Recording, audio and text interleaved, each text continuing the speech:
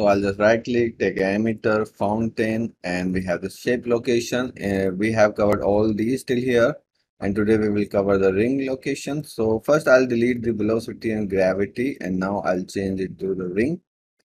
So I have also shown you how to make ring out of the torus, but we have a separate ring. So in the ring, the first option is if you want a circle or a hexagon. And so in the circle, you have a radius of that ring. That means increase the spawn rate, radius of ring. And if I open these all, then we have a distribution. So this is random. You can use this direct, but in the random, what you have, we have the disk coverage. So this is the width. Now it is actually a torus. This is the U. So this is making it half ring if you want. We have a spawn group that is the same thing in any location. So basically this is linked with the spawn rate or any type of spawn. And if this is 0, it should be 0. If that is 1, it should be 1. It is useful for the multiple locations. So you can use 1, 2, 3.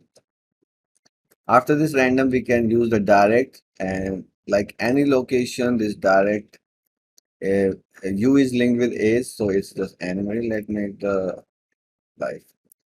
Okay. And then we have the radius. So we have just the U because we don't have the V in the ring, but we had in the torus. But so it's just rotating on that ring. Okay, and if you use the uniform, particle will spawn on some points. So more the particle count, it will cover the more points. You can see. I'll make that cool shape. So it is not random. It is a pattern of mathematical form. Okay.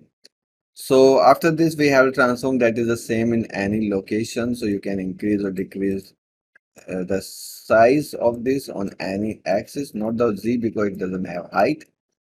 Then you can rotate. If you use the yaw pitch, you can rotate it like any axis.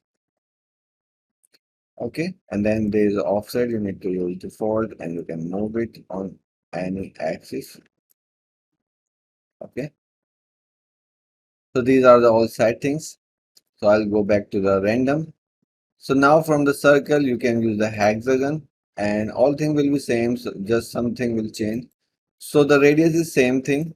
And here we have the random distribution and you can increase the width and you can also increase this. So this is the full pattern. Okay. And then we can use the uniform from here. And this is the same thing. You can use the direct. So particle animating on the hexagon. Cool.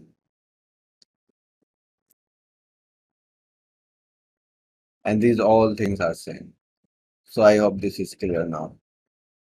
Bye.